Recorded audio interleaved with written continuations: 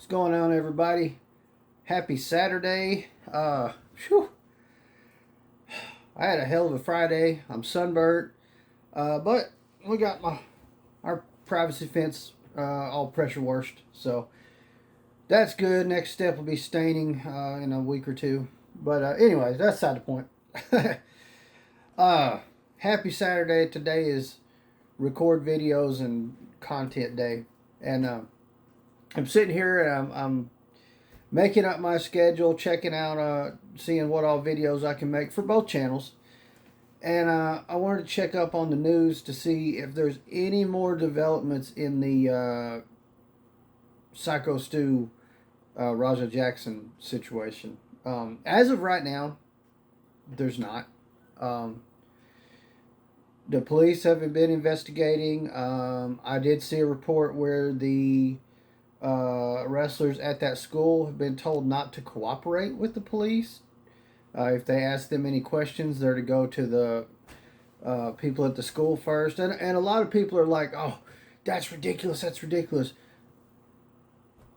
And I don't necessarily agree with it, but most companies and businesses do that. They'll tell you don't speak to the press, don't give any statements until you've talked to management. A lot of companies do that. So the fact that it was worded that way, if that's what they were said, do not cooperate with the police, that's not great. Don't do that. But as far as telling them, it's pretty common to tell them not to give any statements or anything without talking to management first. A lot of companies and businesses will do that, but I did. I think since the last video, I've seen video come out of Raja Jackson in the parking lot after that event. After he left, he's out in the parking lot, still being filmed. I don't know if that was filmed live on Kick still. I don't know. But it shows him getting a phone call. He's got blood on his shirt, and he gets a phone call, and they, said, "Hey, I just watched the live stream, dude. What's up with that? You realize the guy's still in the ring? They haven't been able to get him to wake up? Oh, my bad. But that shit pissed me off. It's like no big deal. So that one more video popped up of it being just a messed up situation. Seeing a lot of people weigh in. Like I said, I've got a lot of friends in the community at this point that I've got on Facebook and whatnot, and a lot of them are weighing in. A lot of people weighing in on the fact that Mark Henry said it was Syko Stu's fault, and boy, he's getting roasted because the statements he made are not quite accurate with what happened. He was saying that it looked like everybody's backstage day drinking during the day before the event. From what I've been able to gather, that was about an hour before the event started, not at noon, and then they drank all day. I mean, I don't. Most wrestlers are not going to be able to get completely blasted drunk and then go out there and perform. But he's, as of right now, from what I've seen, Mark Henry said he's not going to issue an apology. He stands by his statement. Syko Stu should have never hit him over the head with a bottle. It was clearly not a bottle. It was clearly a gimmick can, because you cannot crush these cans. That's not a beer can, by the way. You cannot crush these cans just willy-nilly like that. So it was definitely made to be able to crush easily. I don't know.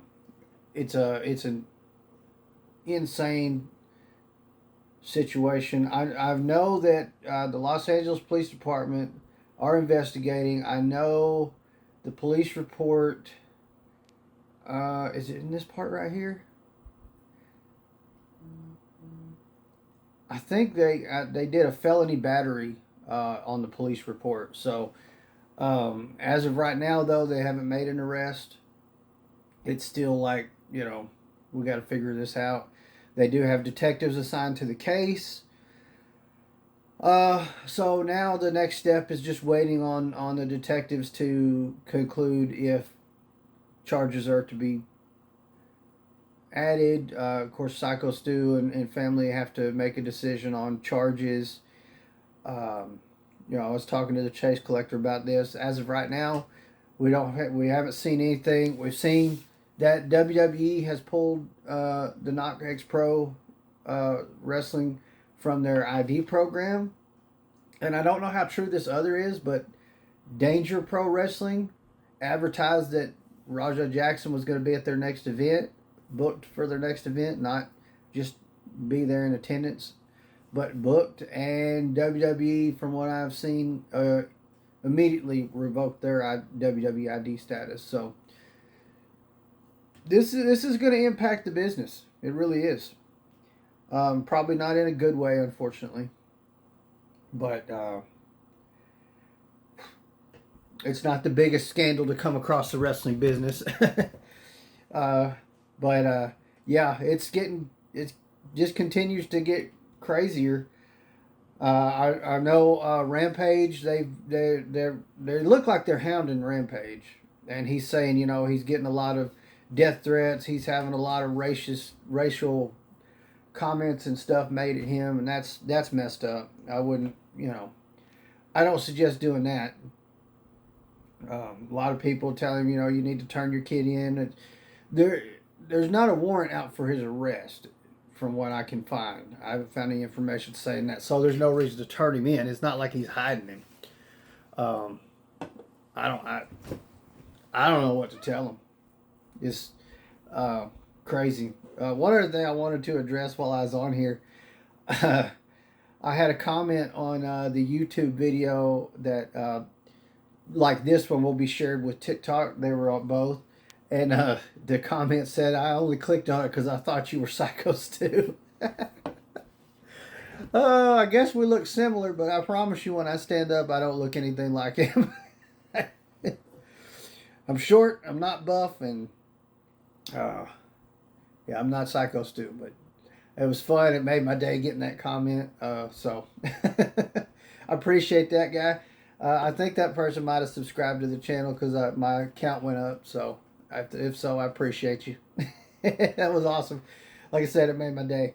But anyways, that's the going on right now with the situation. There's just not much else. It's kind of going silent because I'm guessing there's not a lot. The school's not giving them anything. So far, we haven't seen any statements from Rikishi. We talked about that the other day, and I was like, well, you got to think about this. Rikishi may be, he may have a lawyer that's on retainer or something like that. When you have a big business or a business and you're involved in all this kind of stuff, not rare to have a lawyer on retainer, and the lawyer may be saying, hey, stay quiet. Like, this, you're the owner. This may fall right in your lap. As of right now, you need to stay quiet. Don't post on social media. Don't comment. But we may see him completely snap on the next podcast he does. Who knows?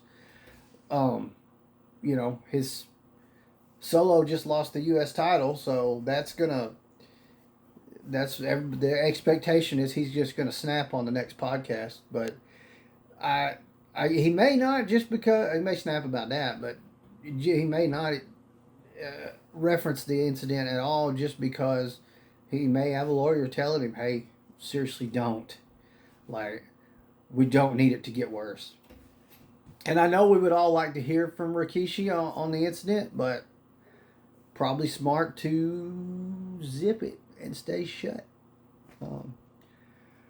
But anyways, that was just kind of the update. I wish there was something more exciting. I wish I could give you more details. There's just not much going on. Most of the articles that I'm pulling up that were written 3 or 4 days ago, so just not much has progressed in the case. So we'll just keep following it and see what happens.